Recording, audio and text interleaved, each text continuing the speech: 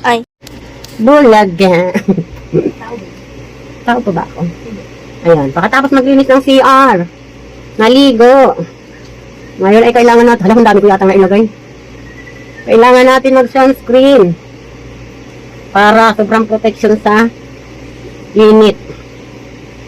Alam niyo mga kamadam, magulo lang bukas, hindi pa ako nakasuklay niya. Hindi pa ako nakasuklay.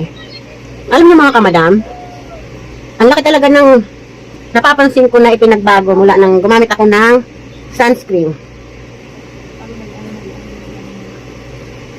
Kasi, yung mga dito, yung parang, dati parang akala may mga tumutubo-tubo. Kusang nahinog yun, kusang nanigas, tapos kusang natanggal, promise. Kaya, masasabi ko sa inyo talaga. Ayan o, paubos na naman nga. Dalawa na lang yung natitira ko. Kailangan na naman talagang mag-order. Yan, wala na. So, lipstick na lang to. Okay na to. Ano? Talamin ko. Teka lang mga kamadam. Talagang ano na yung paningin ko. Mahina na.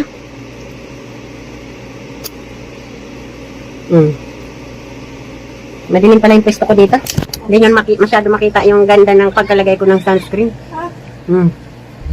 Ano? Talagang iba yung napansin ko talaga sa kanya. Parang may pagbabago talaga. O, ang pag ginanyan ko, kinis na. Dati pag ginanyan ko, parang akala mo may mga bato-batong maliit. Kasi nga, di ba, syempre may mga tumutubo-tubong nanigas na yung sa pagkatanda ba. Tapos, napapansin ko, habang naglalagay ako, siguro matagal-tagal na rin naman ako lumalagay. Habang napapansin ko, kusa siyang nanunuyo, tapos kusa siyang naaalis. Lalo na yung dito ko talaga, ang dami nun. Ngayon, halos wala na. O, ayan o. Halos wala na o. O, mayroon ilan-ilan na lang doon. O, natanggal talaga siya. Ayan mga kamadam ko. Ayan, wala pang suklay yan. Tinali ko lang kasi nga sabi ko maglalagay. Katatapos ko lang ligo mga kamadam. Naglinis na ako ng CR eh. Ayan no.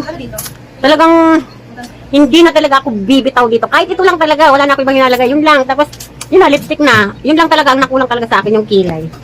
So ano-ano tayo. Teka lang.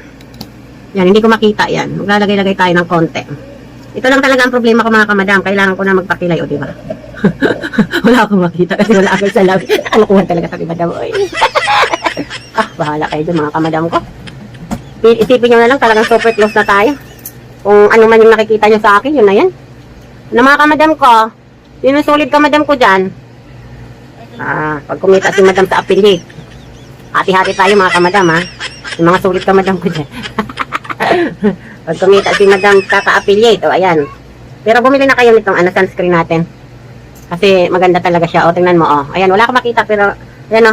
Pag hinipo ko siya dati, puro yan dyan, parang akala mo mga bilog-bilog. Nakailang tanggal na talaga ako dito, ng mga ilang, parang mga bilog-bilog. Ayan, meron pa kunti, o, pero, halos hindi nahalata. Ang galing talaga mga kamadam. Oo, kaya natutuwa talaga ako sa, sa sunscreen. Sabi ko, ay, tapos tuwing hihipo-hipo na ako, sabi ko, ay, makinis na. Ay, nangingitab lang talaga ngayon, kasi nga, di ba, ang init-init nga. Talagang, ayan, parang nabawasan talaga dati. Problema ako, ano ba yung mukha ko? Sabi, isip-isip ko, parang dry na hindi mo maintindihan. Parang ang daming mga kung ano-ano, mga tubo-tubo. Habang tumatagal talaga naglalagay ko ng sunscreen, kusa talaga siyang naninigas ba na? Tapos pag ginanyan mo, tanggal na. Oo mga kamadam, promise talaga. Grabe talaga ang pagkaan ko dito sa sunscreen na to. Maraming mga pwedeng ilagay-ilagay, pero talagang dito talagang naano talaga ako. Naging okay ang lahat sa buhay. Naging okay. Kilay na lang ang problema ko. May sunscreen na ako. Kilay na lang po. Kaya ayan. Yan ang pag-iipunan natin. Bye! Wala na naman sinabi di ba? Pero totoo yan ha. Yung sa mukha ko talaga. Dati talaga, anong talaga ako sa mukha ko. Pero wala na pag-asa sa mukha ko. Pero ngayon, talaga nagkakaroon ako ng pag-asa. Ayan na nga mga kamadam. Bye!